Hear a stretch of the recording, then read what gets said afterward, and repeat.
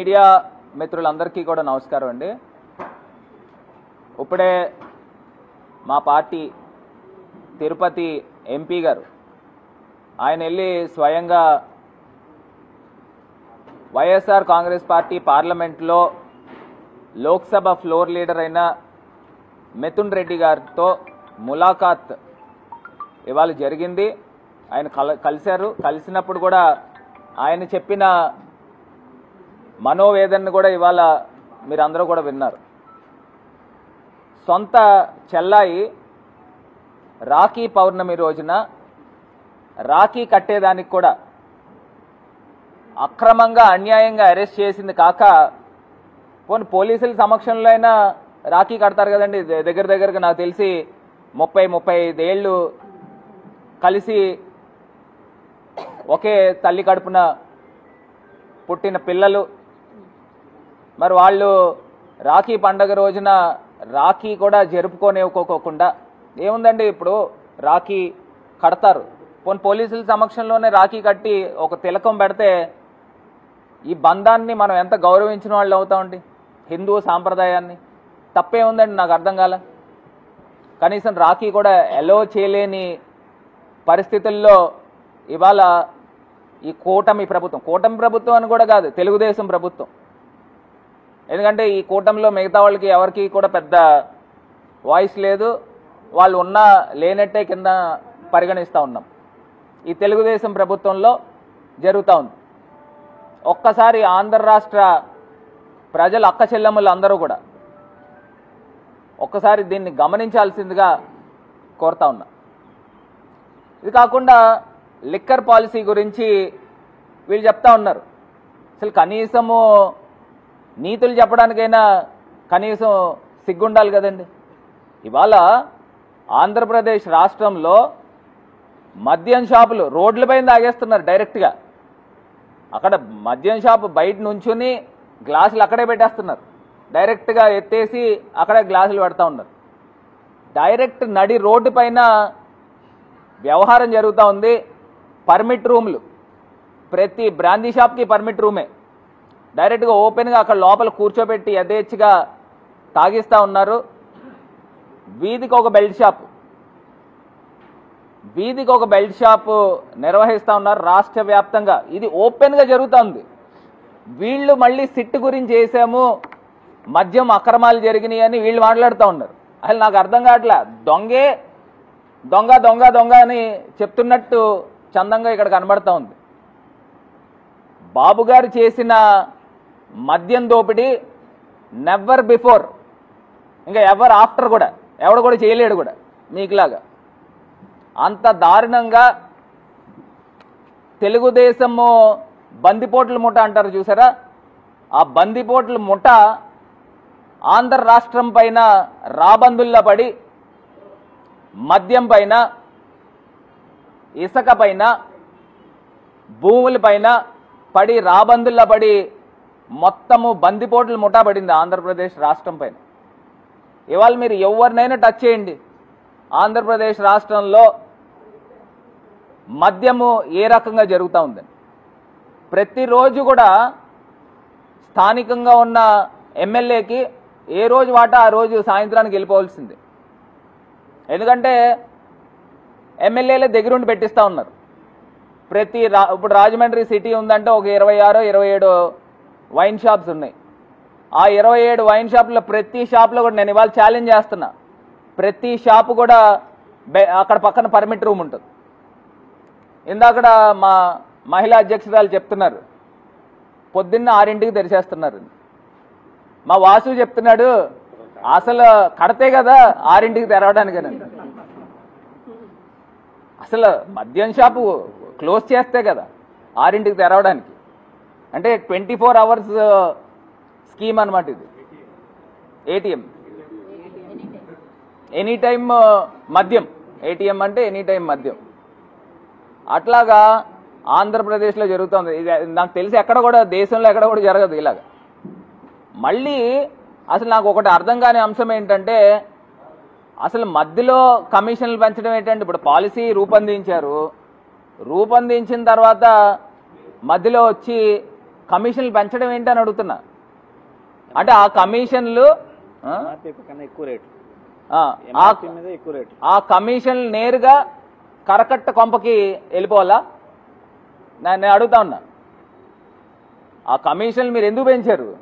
ఆ కమిషన్లు డైరెక్ట్గా కొంత మీరు బ్రాందీ షాపుల వాళ్ళు కొంత తీసుకోండి, 10%, 90% మటుకి డైరెక్ట్గా సూట్ కేసులు పంపించేయాలన్నా? నాకు అర్థం కాల. అసలు పాలసీ రూపొందించిన తర్వాత 2 సంవత్సరాలు పాలసీ రూపొందించిన తర్వాత మధ్యలో మద్యం ధరలు ఎందుకు పెంచారని అడుగుతున్నా. దీనికి సమాధానం చెప్పాలి. ఇది కాదా స్కామ్ అంటే? ఇవాళ 2015లో మీరు ఏదైతే డిస్టిలరీలకి ప్రివిలేజ్ ఫీ, నాకు తెలిసి 3,000 కోట్ల రూపాయలు ప్రివిలేజ్ ఫీ అప్పటికే ఏపీ ఎస్బీసీఎల్కి ఈ డిస్టిలరీస్ వాళ్ళు డబ్బు కట్టాలి. ఆ ప్రివిలేజ్ ఫీని మాఫీ చేశారు. దీన్ని కాగ్ కంట్రోలర్ ఆడిటర్ జనరల్ దీన్ని తప్పుపట్టారు. అసలు మీరు ప్రివిలేజ్ ఫీని ఎందుకు మీరు మాఫీ చేశారని నేను అడుగుతా ఉన్నా. అసలు మాఫీ ఎందుకు చేశారు? దీన్ని ఏమంటారు తెలుసా అండి? 3,000 కోట్ల రూపాయలకి మీరు డిస్టిలరీలకి బెనిఫిట్ చేశారు. అంటే దీన్ని మీరు బెనిఫిట్ చేస్తే క్విట్ ప్రోకో అంటారు. మీకు ఎందుకు అమితమైన ప్రేమ? ఆంధ్రప్రదేశ్ రాష్ట్ర ఖజానాకి ఎక్స్చెక్కర్కి 3,000 కోట్ల రూపాయలు ఎందుకు లాస్ చేశారని అడుగుతున్నా. ఎందుకు ప్రివిలేజ్ ఫీని మాఫీ ఎందుకు చేశారు? దానికి కారణం చెప్పాలా? అంటే గవర్నమెంట్ ఎక్స్చెక్కర్కి నష్టం జరగలేదండి? దీన్ని అప్పట్లో ఎక్సైజ్ మినిస్టర్ కొల్లు రవీంద్ర పైన అప్పట్లో 2003లో సిఐడి వారు దీన్ని కేసు కట్టడం జరిగింది. కొల్లు రవీంద్రతో పాటు మిగతా వాళ్ళు, నాకు తెలిసి గవర్నమెంట్ పైన కూడా ఉంది. ఇందులో సెక్షన్స్ కూడా 166, 167, 409, 120B, రెడ్ విత్ 34, అవినీతి నిరోధక చట్టం సెక్షన్లు 13/1D, రెడ్ విత్ 13/2, ఇవన్నీ కూడా సెక్షన్స్ అప్పుడు సిఐడి కేసు కట్టడం జరిగింది. అంటే ఇవన్నీ ఎందుకు జరుగుతున్నాయనంటే మీరు ప్రివిలేజ్ ఫీ ఎందుకు తగ్గించారు? ఇవాళ ఆంధ్రప్రదేశ్ రాష్ట్రంలో మీరు లెక్క పెట్టుకుంటే సుమారుగా 60,000 తగ్గకుండానే 60,000 బెల్ట్ షాపులు ఇవాళ ఆంధ్రప్రదేశ్ రాష్ట్రంలో ఉన్నాయి. మీరు ఇవాళ లెక్క కట్టుకుంటే సుమారుగా ఒక 12,000 నుంచి 13,000 పర్మిట్ రూమ్లే ఉన్నాయి ఆంధ్రప్రదేశ్ రాష్ట్రంలో. అంటే బెల్ట్ షాపుల దగ్గర కూడా రూమ్లే. అక్కడ బెల్ట్ షాపుల దగ్గర ఉత్తిగా ఏదో బ్రాందీయో లేకపోతే విస్కీనో అమ్మరు, నేరుగా అక్కడే పక్కన కూర్చోబెట్టి బార్ల కింద తాగిస్తూ ఉన్నారు. ఇది ఇంత దారుణమైన పరిస్థితులు ఇవాళ ఆంధ్రప్రదేశ్ రాష్ట్రంలో ఉన్నాయి. దీన్ని ప్రజలు గమనిస్తున్నారు. ఒక పక్కన దొంగే ఎదుటివాడిని దొంగ దొంగ అని సంబోధిస్తున్నాడు అని కనీసము ఇంగిత జ్ఞానం లేకోకుండా ఇవాళ ఆంధ్రప్రదేశ్లో జరుగుతోంది. నేను అడుగుతా ఉన్నానండి, జగన్ అన్న ఏం తప్పు చేశారండి? పాలసీని ఇంకా కఠినతనం చేశారు. ఎక్కడైనా ఒక్క బెల్ట్ షాప్ ఉందా 2019 నుంచి 24 మధ్యలో? ఒక్క బెల్ట్ షాప్ లేదు కదా. ఎక్కడైనా బ్రాందీ, ఎక్కడైనా మద్యము నేరుగా అక్కడ బ్రాందీ షాప్ దగ్గర తాగేదానికి లేదు. నువ్వు ఏదైనా మద్యం కొనుక్కుంటే నువ్వు తీసుకుని ఆ బాటిల్ తీసుకుని ఎక్కడికైనా ఇంటికో లేకపోతే ఎక్కడికైనా వెళ్ళే పరిస్థితులు. అసలు డ్రంక్ అండ్ డ్రైవ్ ఇమీడియట్గా ఎక్కడైనా పట్టుకుంటే కేసులు కట్టే పరిస్థితులు. మొన్న నాకు ఆశ్చర్యం వేసింది, ఇక్కడ మోరంపూడి సెంటర్ దగ్గర పోలీసులు డ్రంక్ అండ్ డ్రైవ్ పట్టుకుంటా ఉన్నారు. నేను అడుగుతా ఉన్నా, పోలీస్ డిపార్ట్మెంట్కి చెప్తా ఉన్నా, ఎస్పీ గారికి, మీరు డైరెక్ట్గా బ్రాందీ షాప్ బయట నుంచోండి, ఆ బండి వేసుకుని వచ్చేస్తూ ఉంటాడు, అక్కడే మీకు డైరెక్ట్ బోల్డ్ కేసులు దొరుకుతాయి. ఎందుకంటే అక్కడే పర్మిట్ రూమ్లు ఉన్నాయి, అక్కడే తాగిస్తున్నారు, అతనే బండి వేసుకుని అక్కడే వస్తాడు. మీరు అక్కడక్కడ సెంట్రల్ దగ్గర ఎందుకు? మీరు బ్రాందీ షాప్ బయటే నుంచుంటే మీరు ఇంకా కొంత అరికట్టిన వాళ్ళు అవుతారు డ్రంక్ అండ్ డ్రైవ్ని బార్ల దగ్గర. సో ఈ పరిస్థితులు ఆంధ్రప్రదేశ్ రాష్ట్రంలో ఉన్నాయి. జగన్మోహన్ రెడ్డి గారు ఇంకా షాప్స్ని మినిమైజ్ చేసి ఆ రేట్లు పెంచి లిక్కర్ సేల్స్ ఏమో తగ్గినాయి, ప్రభుత్వానికి వచ్చిన ఆదాయం పెరిగింది. గతంలో 2018, 19లో చంద్రబాబు నాయుడు గారు దిగిపోయే టైంకి 18,000 కోట్ల రూపాయలు రాష్ట్ర ఖజానాకు వచ్చే సేల్స్ అయితే జగన్మోహన్ రెడ్డి గారు దిగిపోయే టైంకి 25,000 కోట్ల రూపాయలు 25,000 కోట్ల రూపాయల ఆదాయం వచ్చింది. అంటే సుమారుగా 7,000 కోట్ల రూపాయలు అదనంగా సేల్స్ పెరిగినప్పుడు ఇక్కడ అవినీతి ఎట్లా జరిగిందని అడుగుతున్నా. అసలు జరిగేదానికి ఆస్కారమే లేదు. ఇప్పుడు ఇచ్చిన డిస్టిలరీలకు అందరికీ కూడా కాంపిటీటివ్ కమిషన్ ఆఫ్ ఇండియా వాళ్ళతోనే స్క్రూటనైజ్ చేయించారు. వాళ్ళతో స్క్రూటనైజ్ చేయించి డిస్టిలరీలకి ఎవరెవరికి ఎంతెంత ఆర్డర్స్ ఇవ్వాలనేది ఒక సిస్టమేటిక్గా జరిగింది. మీ టైంలో హ్యాండ్ పిక్డ్ ఒక 3-4 డిస్టిలరీలకి 60-70% ఆర్డర్లు ఇచ్చేవారు. అంటే వాళ్ళ దగ్గర నుంచి కమిషన్ తీసుకోవడం గురించి.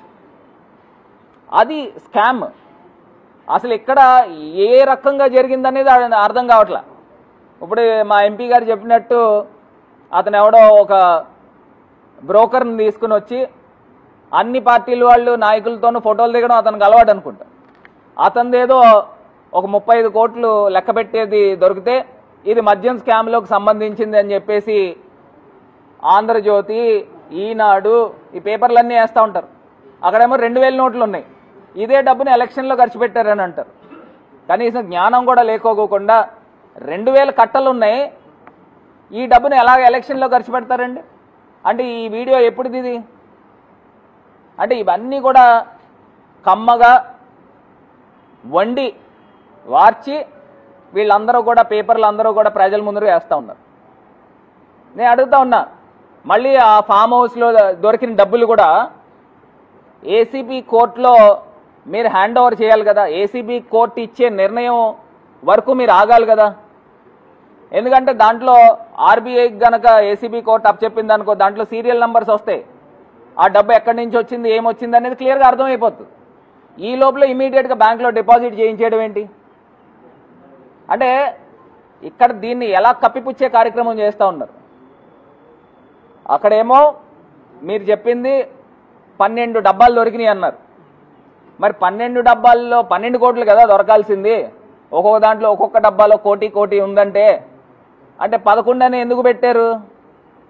అంటే మాకు ఎమ్మెల్యేలు 11 ఉన్నాయి కాబట్టి అది మ్యాచ్ చేయడం గురించి, ఈ మీడియాకి మళ్ళీ ఒక మంచి మసాలా ఇవ్వడం గురించి ఈ కార్యక్రమం చేస్తూ ఉన్నారు. ఎవరికి అర్థం కావట్లేదు అసలు మనీ ట్రయల్ జరిగిన దాంట్లో వాస్తవాలు ఏమున్నాయి. ఇవన్నీ కూడా ప్రజలను అడుగుతా ఉన్నాం, ఒక్కసారి ఆలోచన చేయమని కోరుతా ఉన్నా. ఇవన్నీ కూడా వీళ్ళంతా కూడా ఫ్యాబ్రికేటెడ్ న్యూస్ని పూర్తి స్థాయిగా చేస్తూ ఉన్నారు, అక్రమ అరెస్టులు చేస్తూ ఉన్నారు. దీనికి తగిన మూల్యం కూడా త్వరలో మీరు చెల్లించుకోవాల్సి ఉంటుందని కూడా ఈ సందర్భంగా హెచ్చరిస్తూ ఉన్నా.